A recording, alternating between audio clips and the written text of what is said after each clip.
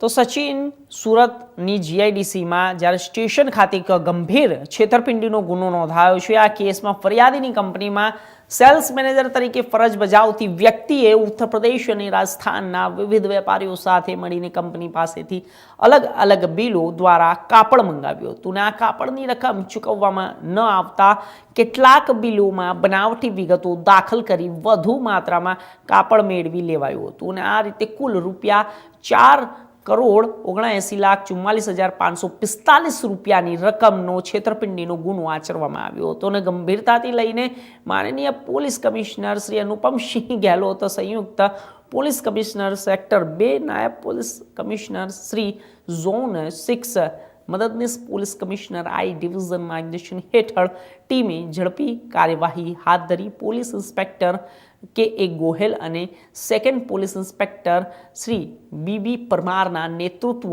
હેઠળ સર્વેલન્સ સ્ટાફના police sub inspector Shri HR. પટેલની આગેવાનીમાં એએસઆઈ મંથનભાઈ, મનોજભાઈ અને જ્યારે મેહુલભાઈ, પ્રણુભાભાઈની ટીમે ટેકનિકલ સર્વેલન્સ અને હ્યુમન સોર્સના મદદથી ગુનામાં સંડોવાયેલા 2 આરોપીઓને ઉત્તર પ્રદેશના મેરઠ ખાતેથી ઝડપી પાડ્યા.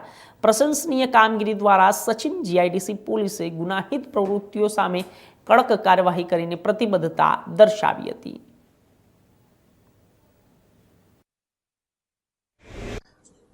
તારીખ 23/7/2025ના રોજ સચિન જીઆઈડીસી પોલીસ સ્ટેશનમાં એક છેતરપિંડીનો ક્રિમિનલ કેસ દાખલ થયેલો છે. એમાં હકીકત એવી છે કે ફરિયાદી શ્રી એક પ્રાઇવેટ લિમિટેડ કંપની ધરાવે છે અને સચિન જીઆઈડીસીની હદમાં એમની ફેક્ટરી છે. એ કાપડ બનાવી અને રાજસ્થાન, યુપી અને અલગ અલગ રાજ્યોમાં એ કપડાનું વેચાણ કરે છે. ફરિયાદી શ્રીની કંપનીમાં એક સેલ્સમેન નામે દ્રોણ રવિ ખન્ના સર્વિસ કરતો હતો અને 2 કાપડ દલાલ જેમનું નામ છે, એકનું નામ છે રાજેશ ખન્ના અને બીજાનું નામ છે રવિ બ્રિજમોહન ખન્ના. આ બંને દલાલ તરીકે કામ કરતા હતા.